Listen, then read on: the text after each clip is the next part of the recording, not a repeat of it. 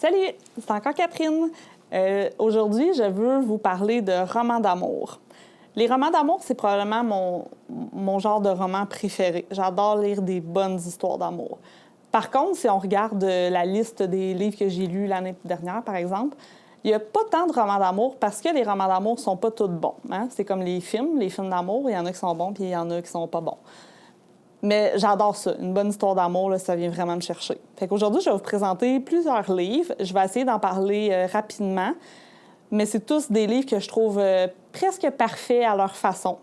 Le premier livre que je veux vous présenter, c'est Éléonore et Park. Quand Éléonore entre dans l'autobus un matin, Park la trouve tout de suite bizarre. Tellement bizarre qu'il veut pas qu'elle s'assoie à côté de lui. Mais bon, comme il y a personne qui veut laisser sa place, il finit par tasser son sac à dos puis à permettre à Éléonore de s'asseoir à côté de lui.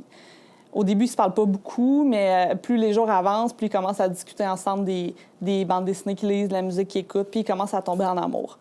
Mais Park veut commencer à voir Éléonore en dehors de l'école, mais Éléonore, elle veut pas dire à son beau-père qu'elle veut aller voir un garçon en dehors de l'école parce que son père est contrôlant, il est violent, puis il la laissera pas faire.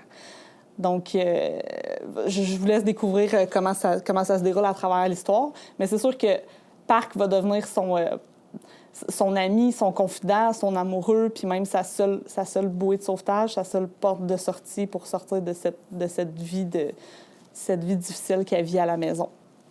J'ai vraiment aimé ce livre-là parce qu'il y a vraiment comme un sentiment d'urgence dans ce livre-là.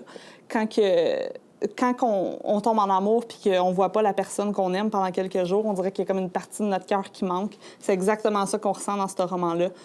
Puis c'est vraiment bon. Il est long à lire, mais des fois, ça prend plusieurs pages pour essayer de créer un beau sentiment amoureux. Puis c'est vraiment ça qu'il y a dans ce livre-là, même que c'est le livre que j'aurais aimé écrire si j'écrivais plus.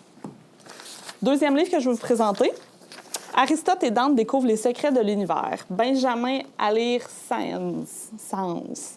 Je ne sais pas comment le dire. Le résumé de ce livre-là, en fait, Aristote, c'est un adolescent solitaire qui n'a pas beaucoup d'amis à l'école. Puis, un jour, à la piscine, il rencontre Dante qui va lui apprendre à nager. Ils vont devenir amis.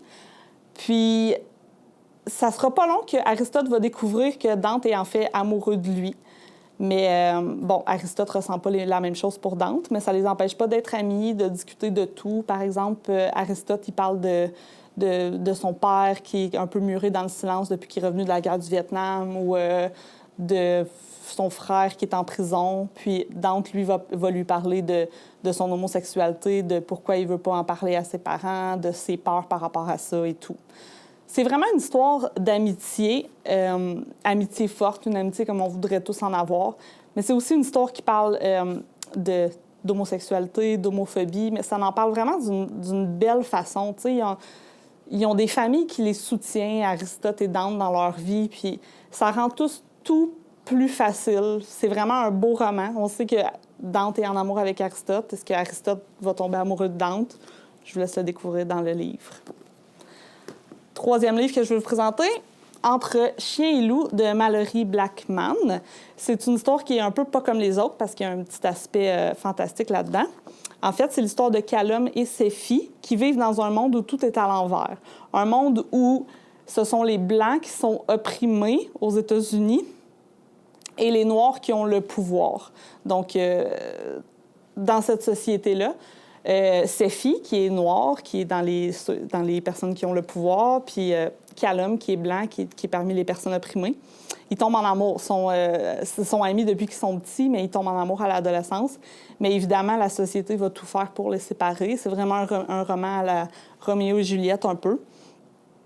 Mais c'est très bon, puis c'est très le fun à lire. C'est une uchronie qu'on appelle. Une uchronie, c'est une histoire où on change un événement historique pour raconter une histoire. Donc ici, c'est pas les Noirs qui ont été esclaves, c'est les Blancs.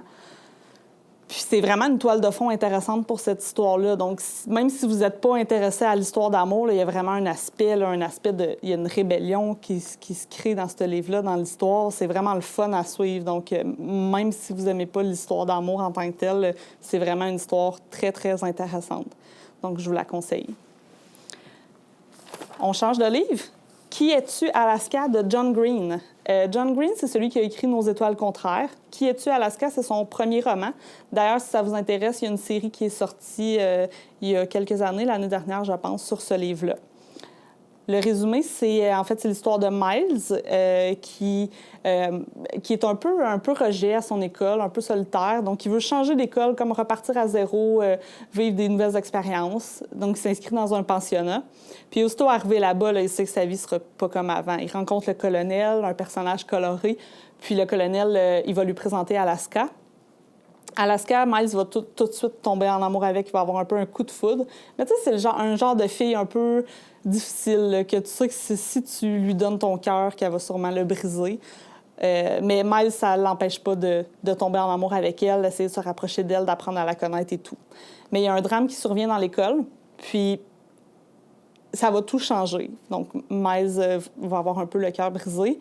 Puis c'est ça que j'aime dans cette histoire-là, en fait, c'est que oui, c'est une histoire d'amour, mais c'est aussi une histoire où le personnage apprend à vivre sa rupture, apprend à vivre sans la personne qu'il aime, en fait, la personne avec qui il ne peut pas être.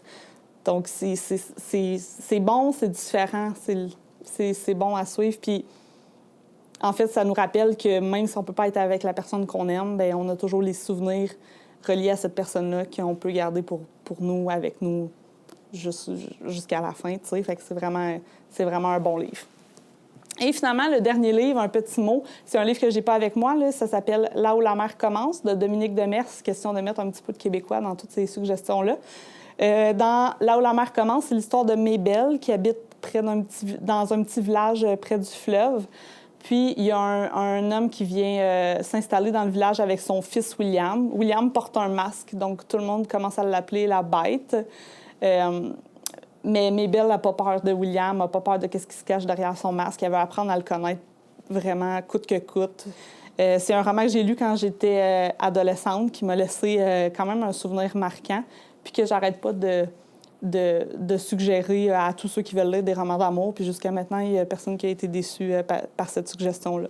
Donc, je vous conseille vivement ce livre. Gâtez-vous.